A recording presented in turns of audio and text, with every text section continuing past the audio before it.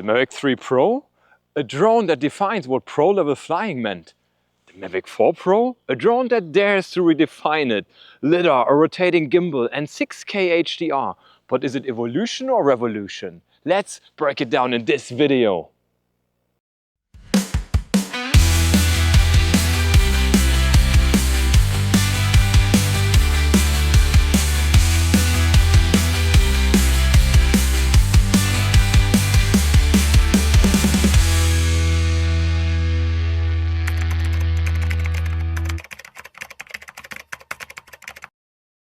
Hi guys, welcome back to our drone channel. Today's matchup, the DJI Mavic 3 Pro versus its newly released successor, the DJI Mavic 4 Pro.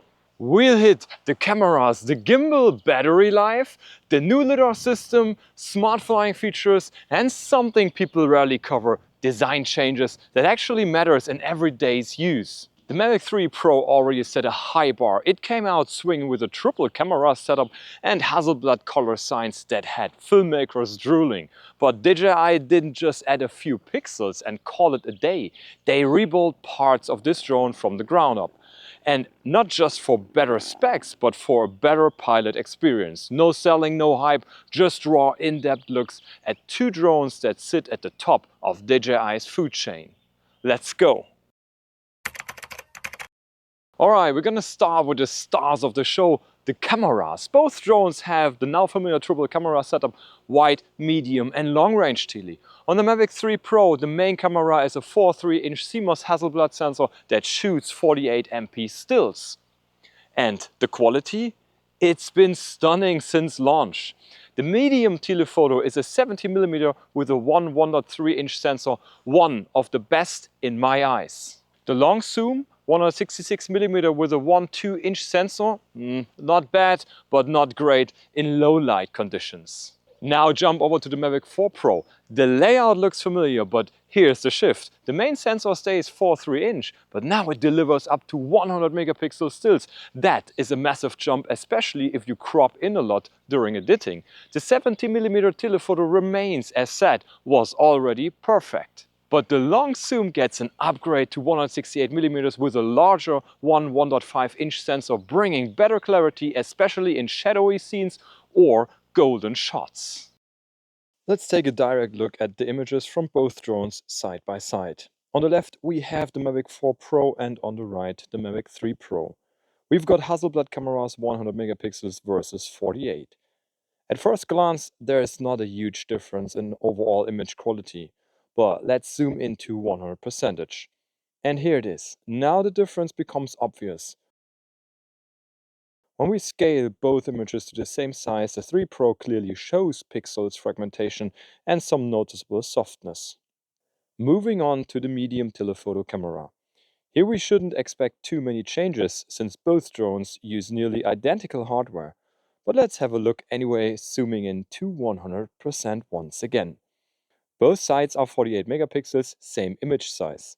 But you can still see a difference. The 3 Pro's image looks noticeably softer than the 4 Pro's. Interestingly, distant objects on the 3 Pro appear a bit more defined, while closer ones are slightly blurrier. The 4 Pro shows the opposite. Nearby objects pop more, while background elements fade slightly.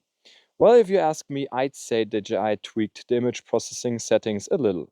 Personally, I actually think I might prefer the 3 Pro's look here. Lastly, let's check the long telephoto zoom. At first, both images look solid in terms of quality. But once we zoom to 100%, the differences become clear. The 4 Pro's image is significantly larger and noticeably sharper. At a matched zoom level, you can clearly see the antennas on the tower in the 4 Pro's image. They're crisp. On the 3 Pro side, they are more of a smudge. Even background details come through more clearly on the 4 Pro side. So on the video specs, Mavic 3 Pro tops out at 5.1K at 50 frames per second and 4K at 120 frames per second. The 4 Pro takes it up to 6K HDR at 60 frames per second. That's real high dynamic range, giving you deeper shadows, more highlight details and way more information for color grading. Here's another direct comparison of all three cameras at sunset, Mavic 4 Pro on the top, Mavic 3 Pro on the bottom. Feel free to judge for yourself, but right away you'll notice that the Hasselblad on the 4 Pro delivers some major improvements, just like we saw in the earlier image test. The medium telephoto shows similar results on both drones, which makes sense since the hardware is nearly identical. That said, there are subtle differences in exposure. Look closely. The 3 Pro suffers from overexposure, especially noticeable on the wind turbine blades. As for the long zoom lens, the 4 Pro is clearly ahead. The sun in the upper footage looks noticeably sharper and more defined. Next, we step through the digital zoom levels using the tele camera, and again the 4 Pro pulls ahead.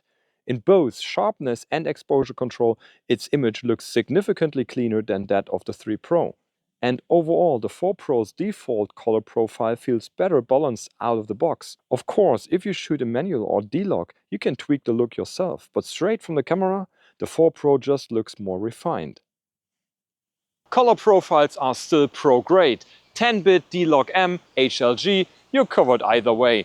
But the extra resolution and sensor size in the 4 Pro makes it feel like a true leap forward if you care about clarity, dynamic range and low light handling. If you don't need that, the Mavic 3 Pro still delivers in spades. Next up, movement. And here's where the Mavic 4 Pro introduces something entirely new. The Infinity Gimbal. Yes, it still stabilizes on 3 axes, but now it can rotate vertically.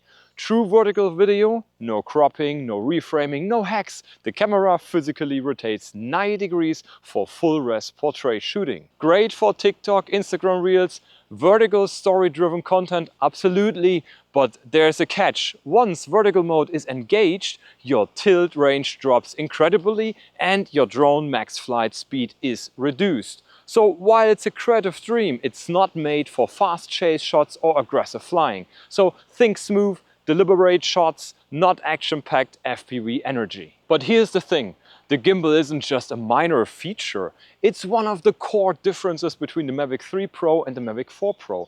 The Mavic 3 Pro had a fixed horizontal gimbal with a great stability, but creatively you were locked into traditional motions, pans, tilts and orbits. The Infinity Gimbal changes that. It gives you new shooting angles, let you fly under a subject and tilt up into it, or rotate through movement in ways that used to require post tricks or custom rigs. So for solo creators, content makers and area storytellers, it's a whole new tool, a mechanical unlock for visual creativity. You can do panning shots with real axis rotation that were previously only possible with FPV rigs or post-processing. It's one of those features that doesn't feel critical until you start using it. Then you don't want to go back. Let's talk about staying in the air, because nobody likes cutting the perfect shot because of a blinking battery. The Mavic 3 Pro, respectable, up to 43 minutes of flight time under ideal conditions.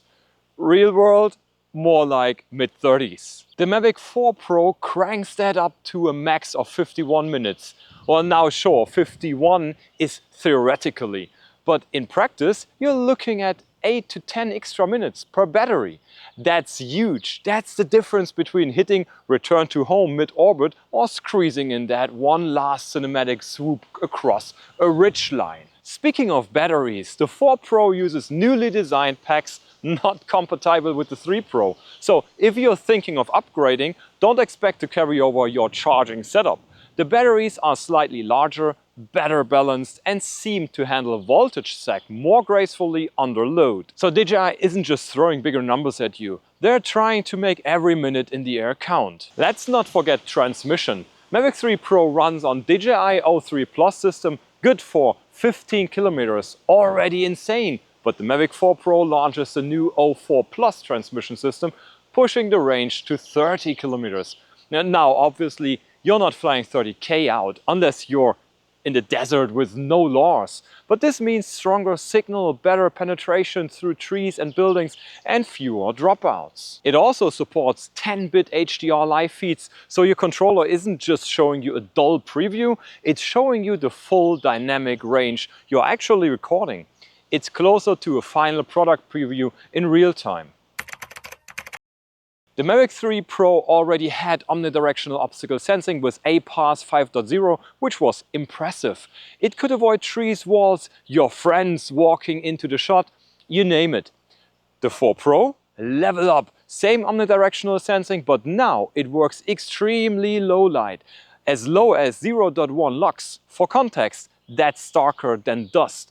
It's almost night vision level of sensing. So quick comparison test out in the fields with branches and bushes. 4 Pro on top, 3 Pro on the bottom. Both systems perform equally well here and have no trouble detecting the branches coming in from the left. An avoidance maneuver is triggered to the right and both drones account for the tall grass in front. Interestingly, the 4 Pro slightly climbs as it avoids the obstacle, while the 3 Pro maintains its altitude and sticks to horizontal movement only. So the headline edition, LiDAR assisted vision. Yep, DJI has added LiDAR, which improves depth perception and object tracking, especially in low light conditions. Combine that with refined algorithms and you get smarter, smoother obstacle handling, even when light is barely present. Forest comparison flight, straight ahead through a mess of trees and branches. Both drones are set to cine mode and only moving forward. Obstacle sensors are set to bypass. Once again, both drones perform mostly the same. That said, to me, the Mavic 3 Pro flies a bit more in a straight line, while the 4 Pro makes more micro adjustments along the way. Toward the end, the avoidance system behaves differently. The 4 Pro chooses to veer left, while the 3 Pro continues straight for a moment before dodging right. In the end, both make it through without any issues. It also senses obstacles closer to the drone, meaning more confidence when flying narrow gaps or detailed environments like forests, ruins or urban alleyways. If you fly close to things, and let's be honest, who doesn't now and then? This system feels more intelligent, more human. And here's one last test, starting with the 4 Pro. Sensors are set to brake mode. We're simulating a forest flight scenario where the drone is supposed to stop if the pilot overlooks an obstacle. The 4 Pro flies smoothly even through tight gaps without hesitating. We head straight for a tree, the designated obstacle, and everything goes fine up to that point. The drone slows down confidently and approaches the tree quite closely. The sensor did their job really well here. Now the Mavic 3 Pro, same setting as before, but right from the start there's a problem. The sensors fail to recognize the gap between the trees and block forward movement entirely. Even after adjusting the angle slightly, it still refuses to go. I had to temporarily disable obstacle detection just to pass through that gap, and that's something the 4 Pro handled way better. After that, things go smoothly. A few soft turns, weaving through trees, and we approach the same target obstacle. This time, the 3 Pro recognizes it and initiates a brake maneuver. But compared to the 4 Pro, it stops at a noticeable greater distance. Alright, now for something most people skip, the design. And wow, DJI made some very pilot-friendly changes compared to the Mavic 3 Pro. First, on the Mavic 4 Pro, the arms can be unfolded in any order. No more weird choreography just to get your drone open. Just grab, unfold and go. Second, the weight. The Mavic 4 Pro is heavier than the Mavic 3 Pro by about 105 grams. 958 grams on the 3 Pro and 1063 grams on the 4 Pro. Well, it's not massive, but it makes a difference in flight feel, especially when it's windy. The 4 Pro feels more planted and less twitchy. And third, the sound. On paper, the decibel levels are close, 82 versus 83, but in practice, the Mavic 4 Pro sounds less high-pitched and less aggressive. It's still loud, it's still a drone, but the sound is less attention-grabbing, and that matters when flying near people, nature or on set.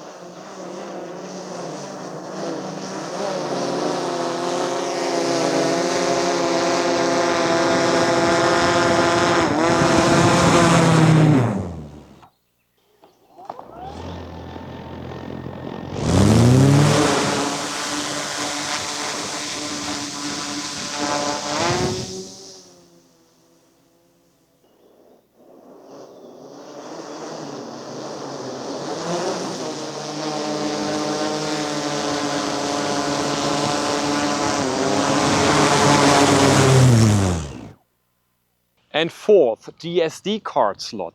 On the Mavic 3 Pro, you had to remove the battery to access it. Annoying, right? The Mavic 4 Pro fixes that. The back hatch has been redesigned. Easy, quick, and no battery juggling. Last but not least, the gimbal protector. The Mavic 3 Pro had a bit of a puzzle piece situation going on.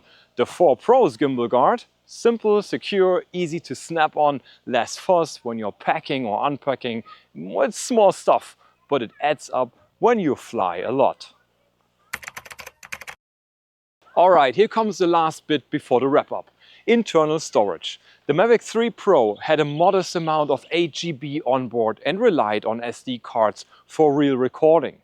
The Mavic 4 Pro? DJI advertises internal storage. Well, but it's only 42 GB. That's enough for quick shoots or emergency backups, but not for long-form content. You'll still need a high-speed SD card to record full res 6K footage comfortably. Still, the codecs are efficient and the write speeds are fast. And as long as you're not expecting onboard terabytes, you'll be fine.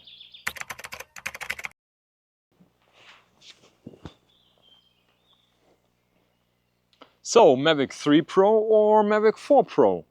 If you already own the 3 Pro and it's doing what you need, there's no pressure. You're flying one of the most capable drones on the market. But if you're after more resolution, longer flight times, smoother obstacle avoidance, next-gen flight control, and vertical gimbal movement that actually opens up new creative possibilities, the Mavic 4 Pro is a genuine upgrade. Not a reinvention, but redefinition, and sometimes that's even more interesting. So let me know in the comments which one are you flying and why.